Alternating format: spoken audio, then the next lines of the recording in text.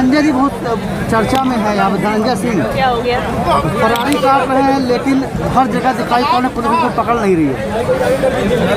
ये मेरी जानकारी में नहीं है, लेकिन ये पुलिस प्रशासन का काम है, वो अपना काम करे, मैं इतना ही कहूँगी। चुनाव लड़ने जा रहे हैं तो कैसे देख रही हैं आप इसको? अभी मेरी पार्टी तो टिकट नहीं दे रही है, मैं इस पर क्या टिप्पणी कर सकती हूँ? आपने समर्थन दिया था जिला पंचायत चुनाव में, आपने पार्टी ने समर्थन दिया। स्थानीय देखिए, स्थानीय जिला पंचायत का चुनाव था, ये पार्टी के सिंबल पे नहीं होता है, और यहाँ की कुछ ऐसी परिस्थितियाँ थी जिसमें हमारे जो साथी थे उन्होंने स्वाभाविक से निर्णय लिया। पीएम की सुरक्षा को लेकर सवाल उठ रहे हैं, तो इस पर पार्टी का क्या स्टैंड, आपको क्या कहना सहयोगी दल है? देखिए, मैं इतना ही कहना चाहती हूँ कि देश के प्रधानमंत्री देश की धरोहर है, और प्रधानमंत्री किसी राजनीतिक दल के नहीं होते हैं बल्कि देश के होते हैं, और उनकी सुरक्षा में जो चूक हुई वो वास्तव में अक्षम्य है। मैं इसकी निंदा करती हूँ, और हमें बड़ा दुख है कि लोकतंत्र की भावना इतनी कमज़ोर हो गई है कि हम देश के प्रधानमंत्री के पद का भी सम्मान नहीं कर पा रहे हैं। उनकी सुरक्षा में चूक होना किसी भी तरीके से स्वीकार्य नहीं। मेरी पार्टी इसकी घोर भर्त्सना कर रही है। उत्तर प्रदेश में कितने सीट पर चुनाव लड़ने जा रही है? हमारी सीटों के बंटवारे पर अभी वार्ता जारी है। जब वो अंतिम स्वरूप पर पहुंचेगी तो आपको सीटों की संख्या बताएंगे। कोरोना के तय हो गया कि भाजपा से ही गठबंधन लगभग फाइनल है। मैंने अभी कहा कि 3 चुनाव हम मिलकर लड़े, चौथे चुनाव के लिए सीटों के डिस्ट्रीब्यूशन पे वार्ता हमारी सकारात्मक दिशा में आगे बढ़े। कितनी सीटों पर चल रही है आपकी बात? अभी मैं संख्या पर कोई टिप्पणी नहीं करूंगी। जब अंतिम निर्णय हो जाएगा, थोड़ा सा और इंतजार करिए। बस चल होने वाली है, बातचीत चल रही है, तेज गति से और सकारात्मक दिशा में चल रही है। कोरोना को देखते हुए रैलियां रद्द हो गई हैं। मैंने भी अपनी सब रैलियां रद्द कर दी। चुनाव सामने है तो कैसे पब्लिक तक आप लोग पहुँचेंगे? देखिए, ऐसा है कि अभी सबसे पहली प्राथमिकता ये है कि लोगों के जीवन की सुरक्षा है, और जिस तरीके से ओमिक्रॉन वेरिएंट का जो संक्रमण जिस दर से बढ़ रहा है उसको देखते हुए रैलियां रद्द की जा रही है, यही उचित है। मेरी पार्टी की रैलियां प्रस्तावित थी निरंतर, मैंने सब रद्द कर दी है। सबसे पहले जीवन को सुरक्षित करना। बरसात के दौरान आपने रैली को संबोधित किया है, कैसा लग रहा, मतलब कितना कठिन ये लगा आज का कार्यक्रम आपको? नहीं, मैंने महसूस किया कि इतनी ठंड, कड़ाके की ठंड और बारिश के बावजूद भी जनता अपने घरों से निकल के आई है इतनी बड़ी संख्या में, और माताएं बहनें आई हैं। मैं देख रही हूँ कि बुजुर्ग महिलाएं भी हैं। तो अपना दल के प्रति लोगों के मन में कितना उत्साह है, कितना स्नेह है, और हमेशा ही मिला है। इस जनपद की धरती से हमेशा अपना दल को बहुत ताकत मिली है, और मैं तो यहाँ के जनता जनार्दन को शीश झुकाकर नमन करती हूँ इतना प्रेम देने के लिए। पिछली बार आप 11 सीट पे लड़ी थी, इस बार सीटें कुछ बढ़ेंगी, ये भी है। हर पार्टी विस्तार के बारे में सोचती है, फिलहाल हमारी बातचीत जारी है। अंतिम निष्कर्ष आपको बताएंगे कुछ समय में। लड़ाई को आगे बढ़ा पाएंगे। आज हमने कहीं से कोई कमी नहीं छोड़ी है।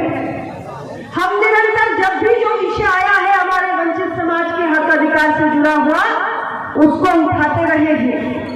हमने सड़क से लेकर संसद तक संघर्ष किया है, और ऐसे तमाम मसले हैं जिनका एक एक करके समाधान भी करवाया है।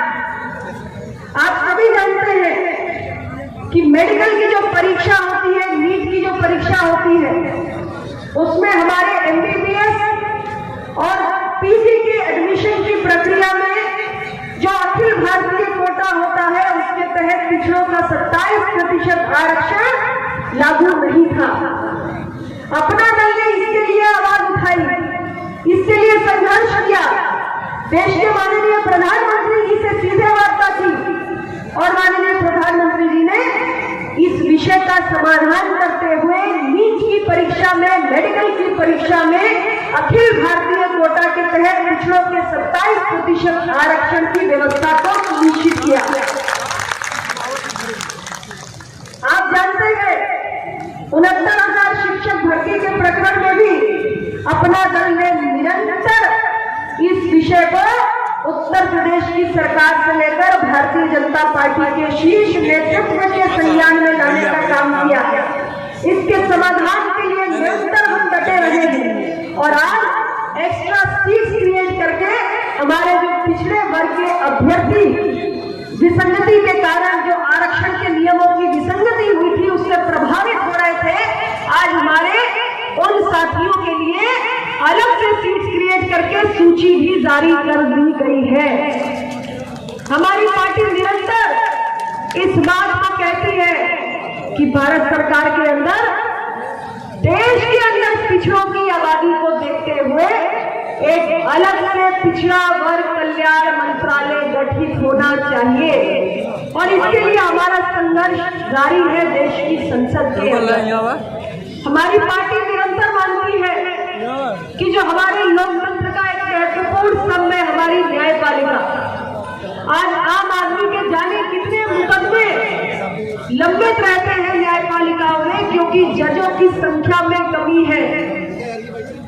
और हमारे पार्टी का ये स्पष्ट रूप से मानना है कि अगर हम भारतीय न्यायिक सेवा का गठन करेंगे तो देश के कोने कोने से, हर वर्ग से, हर परिवार से प्रतिभावान होनहार बच्चे उस परीक्षा को उत्तीर्ण करके देश की न्यायपालिकाओं में लोअर जुडिशरी से लेकर सुप्रीम कोर्ट तक, यानी निचली अदालत से लेकर हाई कोर्ट और सुप्रीम कोर्ट तक, सर्वोच्च न्यायालय तक, वो न्यायपालिकाओं के अंदर न्यायाधीशों के पदों पर बैठेंगे तो जजों की जो संख्या में कमी है उसका भी समाधान होगा और न्यायपालिका के अंदर जो समाज के हर वर्ग की भागीदारी न्यायाधीशों के पदों पर अभी नगण्य है वो भी सुनिश्चित होगी। यानी न्यायपालिका के अंदर भी समाज के हर वर्ग की भागीदारी न्यायाधीशों के पद पर सुनिश्चित हो, इसकी वकालत भी अपना दल करता है। ऐसे तमाम विषय हैं जिनको लेकर हम निरंतर संघर्ष कर रहे हैं, लेकिन हमारे संघर्ष को बल मिले इसके लिए हमें अपने चुने हुए प्रतिनिधियों की संख्या में भी इजाफा करना है। इसलिए आज के इस अवसर पर मैं आप सभी से सिर्फ इतना ही कहना चाहूंगी कि हम अभी भारतीय जनता पार्टी के साथ मिलकर 3 चुनाव लड़ चुके हैं, चौथा चुनाव साथ में मिलकर लड़ने जा रहे हैं। बहुत जल्द अपना दल किन सीटों पर चुनाव लड़ेगा, भारतीय जनता पार्टी किन सीटों पर चुनाव लड़ेगी, ये सारी बातें स्पष्ट हो जाएंगी। जहां जहां भी आपके जनपद में अपना दल का प्रत्याशी खड़ा होगा, आप पूरी मजबूती के साथ डंके की चोट पर उसको विजयी बनाकर उत्तर प्रदेश की विधानसभा में भेजने का काम करेंगे। आज आपसे इतना ही निवेदन करने के लिए मैं आई हूँ। मौसम बहुत ठंडा है और बारिश की मुझे लगता है हल्की हल्की बौछारें भी मिल रही है, इसलिए और कुछ ज्यादा न कहते हुए पुनः आप सभी साथियों का बहुत